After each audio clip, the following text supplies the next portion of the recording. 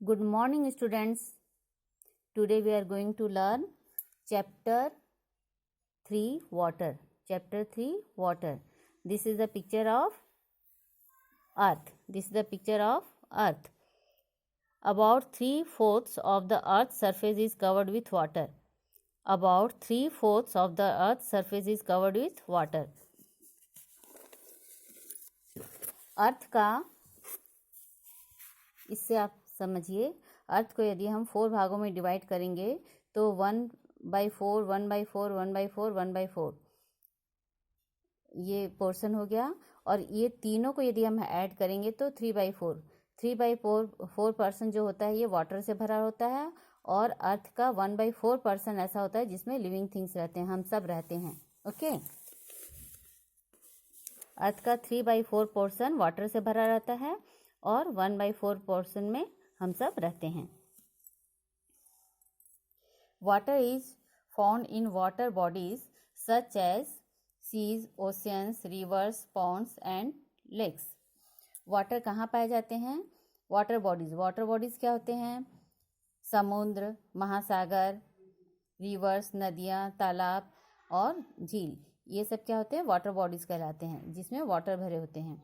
All living things need water. जितने भी living things होते हैं जो सांस लेते हैं, खा सकते हैं, उन्हें वाटर की ज़रूरत पड़ती है। We need water to drink, bath, wash clothes, cook food and for many other activities. We need water to drink. हमें वाटर पीने के लिए, नहाने के लिए, कपड़े धोने के लिए, खाना बनाने के लिए और बहुत सारे एक्टिविटीज़ के लिए हमें वाटर की ज़रूरत पड़ती है। Forms of water. वाटर के form. Water exist in 3 forms. Water exist in 3 forms. Water 3 रूप में होते हैं, ice, water and water vapour. वाटर वेपर मीन्स वाटर का जो भाप होता है, वाष्प होता है, vapour. It can change from one form to another on heating और on cooling. Means water change हो जाता है कब? जब हम उसे हीट करते हैं, गर्म करते हैं और कूल करते हैं और ठंडा करते हैं तो इसके फॉर्म चेंज होते हैं। Water has no shape. Water के कोई अपने शेप नहीं होते हैं। Water has no shape of its own. उसके अपने कोई शेप नहीं होते हैं। It takes the shapes of the container in which it is kept.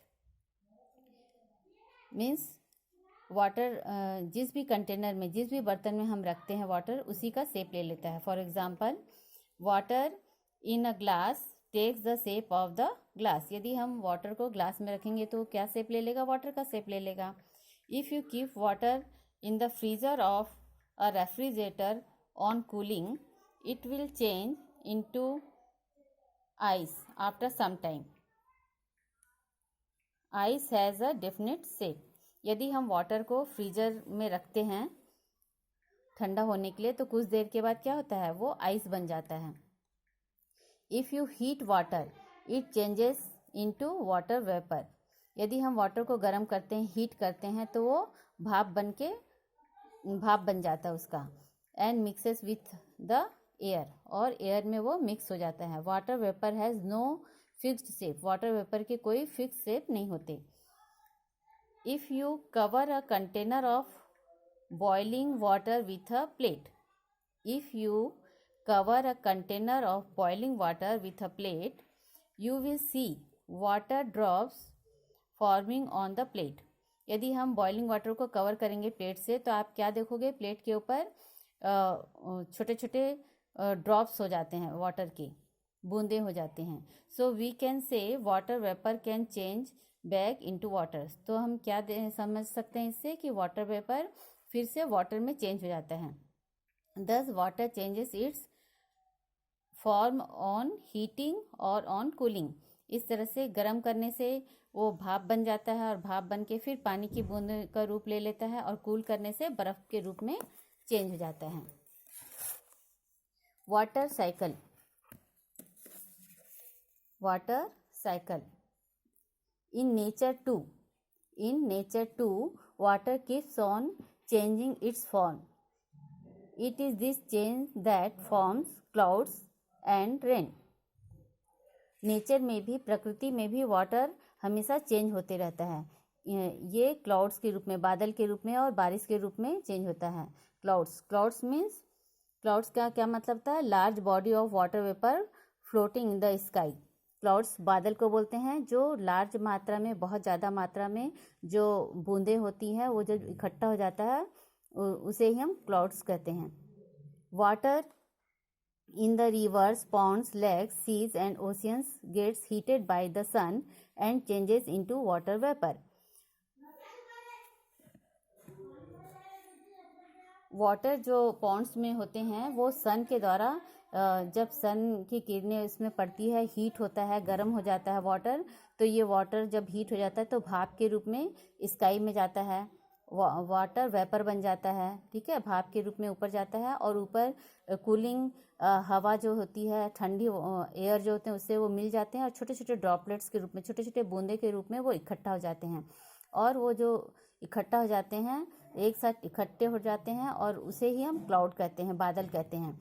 और जब ये ठंडा हो जाता है तब यह भारी हो जाता है और रेन के रूप में नीचे की ओर आता है और फिर वाटर में मिल जाता है। फिर वो जब सन के किरण से फिर से गर्म होता है, फिर भाप बनता है, फिर ऊपर जाकर वह छोटे छोटे ड्रॉपलेट्स के रूप में, छोटे छोटे बूंदों के रूप में इकट्ठा होता है, फिर क्लाउड बनता है, फिर जब वहाँ ठंडा हो जाता है फिर रेन के रूप में नीचे आता है। इस तरह से जो साइकिल होते हैं इसे ही हम वाटर साइकिल कहते हैं। Okay, water in the rivers, ponds, lakes, seas and oceans gets heated by the sun and changes into water vapour. Water vapor rises up in the sky. There it comes in contact with cool air and forms tiny droplets of water. These tiny droplets join together to form clouds. When the clouds cool further, these tiny droplets becomes bigger and heavier and fall down on the earth as rain. The rainwater flows back to the rivers, ponds, lakes, seas and oceans. Okay? तो हमने यहाँ पे क्या देखा? Water vapour rises up in the sky. Sky में water vapour जाता है और it comes in contact with air, cool air से मिलता है वहाँ पे और टाइनी ड्रॉपलेट्स बन जाते हैं, छोटे छोटे ड्रॉपलेट्स बन जाते हैं, छोटे छोटे बूंदे बन जाते हैं। These tiny droplets join together, यही जो छोटे छोटे बूंदे होते हैं वे जॉइंट हो जाते हैं, एक साथ मिल जाते हैं और क्लाउड्स बन जाते हैं। When the clouds cool further these tiny droplets become bigger and heavier, जब ये कूल हो जाते हैं तो हैवी हो जाते हैं and fall down on the earth as rain, और रेन की तरह नीचे की ओर गिरते हैं, रेन के रूप में नीचे की ओर गिरते हैं। तो रेन कैसे होता है, बारिश कैसा होता है, क्यों होता है? वाटर साइकिल की वजह से होता है। Okay, the rain water flows back to the rivers, ये जो रेन वाटर होते हैं ये रिवर में फिर से आ जाते हैं, रेन के द्वारा वाटर फिर से रिवर में आ जाते हैं, पॉन्ड्स में, लेक्स में, सी में, ओशियन में आ जाते हैं। Okay, again it rises as water vapour, फिर से वो गर्मी जब मिलती है उन्हें सन के किरण से तो फिर से अगेन क्या होते हैं, वाटर वेपर के रूप में, भाप के रूप में ऊपर जाते हैं एंड द साइकिल कंटिन्यूअस, इस तरह से ये वाटर साइकिल चलते रहता है। Water vapour on heating and then back to water on cooling is called the water cycle. Water vapour, this process of water